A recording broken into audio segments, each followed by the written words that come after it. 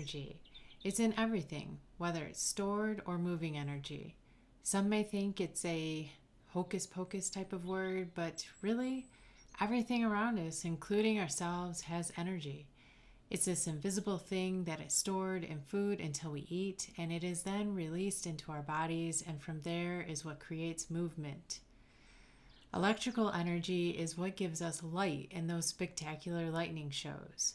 Gravitational energy is what keeps us from floating off into space.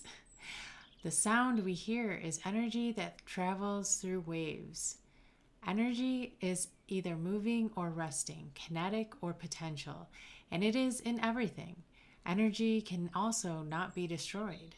It can't be destroyed. Then where does it go? Well, it is transferred from one thing to the next. For example, the sun's energy is transferred into plants. This would be stored energy or potential energy. When humans or animals eat those plants, the energy changes into moving or kinetic energy in order to give movement. When the human or animal dies, that energy is transferred into the organisms and worms that help it to decompose. When those organisms or worms die, the energy moves back into the earth where the cycle begins again. Wow, how interesting. I know, right? The energy we humans use is energy that has been used by the earth, animals, organisms, plants, and even past generations of people since the beginning of time. Energy that was once in the sun, clouds, water, lightning, plants, and more flows through us.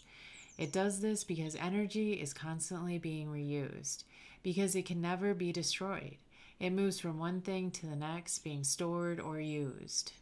Not all energy is reused, though. While all this energy transfer is taking place, some of the energy during movement is converted into heat, which finds its way back into space. Its journey from there, I do not know. Maybe it makes its way back to the sun, and that is what completes the life cycle of energy, and so the cycle begins again. So energy is very real. This planet would be a lifeless rock without it. Then why is it so hard to wrap our minds around the word energy? We believe in energy when it comes to light, sound, and energy drinks. But the second someone talks about healing energy or energy in the body, it all of a sudden becomes a thing of old wives' tales or, ooh, energy. And I suppose she believes in Santa Claus too. It's there. We would not be alive and moving without it. Fact. The human body definitely has energy flowing through it. So let's look a little further into that. What if we also have energy centers in the body? I can't prove or disprove this theory, but as I have said before, just because something can't be proven doesn't mean it has been disproven. Our bodies and all the matter that it is comprised of is very complex. All the cells, veins, muscles, organs, and systems that work together and are needed to keep us alive are filled with intricate details, which are amazing when one really looks into the depths of the human body. Well, what if the energy that comes into our body has just as much of an intricate system? Maybe there are energy centers, like energy banks or storage banks inside of us. They are the organizers of the energy, dispersing it when it is needed.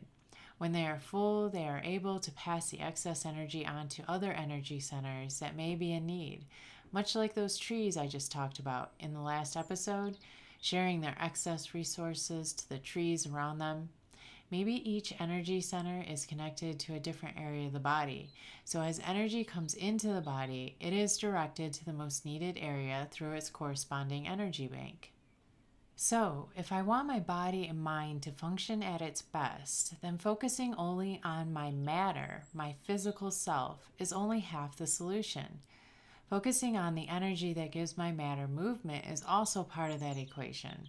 The brain is the matter, an organ, but our consciousness, the invisible thing that makes us really who we are, is what controls the organ, our brain. So why does that make sense? And yet the concept of multiple energy centers designated to give the rest of our organs life does not.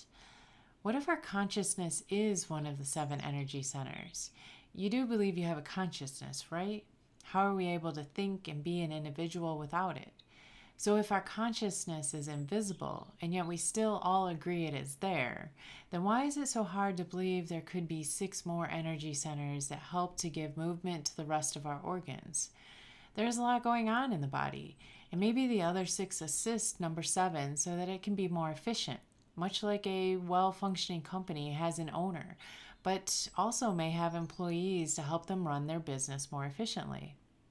We can get so focused on the body, trying to eat the right foods, getting the right amount of exercise, but what about the thing we can't see about ourselves, our consciousness?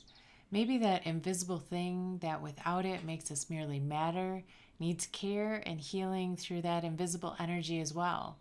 What if we are only reading half the book, which is why we are never able to make complete sense of it? What if there is more to energy than what we realize, more than what we have discovered? What if energy not only gives movement, but it also carries memory?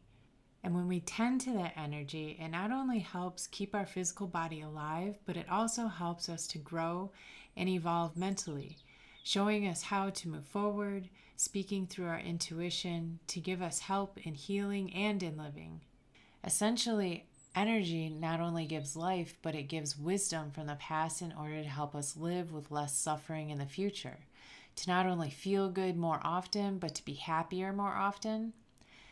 Energy is not a new concept. It has been around since the beginning. Think about the sun for a moment. What do we get from the sun? A lot of things. Vitamin D, for example.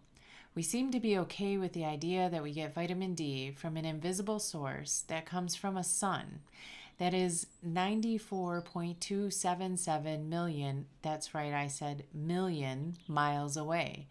But to get energy from the earth, the ground beneath our feet, from the trees above us, the person next to us, or from the atmosphere around us, that is crazy. Especially being that it is literally in everything in and around us, unable to be destroyed, but has the ability to move in and out of many different environments. Maybe it's time to learn more about this energy, to figure out ways to inspire a healthy balance of energy in my body so that the matter I am made of can function better. And what if the energy in my body was functioning at its best? The storage banks are fully supplied and dispersing the right amount throughout my body. What if focusing not only on our body, our matter, but also focusing on our energy was the key to health and healing? Well, if this is a concept that intrigues you, maybe consider trying something new. A chakra meditation, for example, where energy travels through specific sound waves to their corresponding energy center. There are said to be 7 main energy centers in the body, starting at the base with the root chakra, up to the sacral, then solar plexus, heart, throat, third eye, and at the top, our crown chakra. Each chakra is an energy center, with our consciousness filling chakra 7. I also believe crystals and gems store energy that when worn or in close contact with, we become a magnet to whatever energy is being stored in it. When crystals absorb energy, it is transformed and transferred to those in need of that particular energy. Crystals, I believe, are a tool to use to help us get particular types of healing energy, much like how certain plants transfer healing energy to those who consume them. Crystals are like food in a sense. Each type of food contributes different things to the body. A salad, a piece of meat, a potato, or a cookie, for instance, gives the body different things, even though they all contain energy. Each crystal or gem is unique in its properties and what it has to offer its wearer as well. So energy is real. We just don't pay much attention to it. But if we did, could you imagine the possibilities? I don't know about you, but if energy was that missing piece of our puzzle and balancing it in our bodies can mean being happy and healthy, well, what would it hurt to see where that path led? What if there was more to the energy around us than just to provide movement, to keep us alert, and to provide light? What if the energy around us has the ability to teach us how to be healthier and happier? Give new ideas, new inspirations a chance. It could be the difference between pretending to be happy and, well, actually being happy. And who doesn't want to be happy?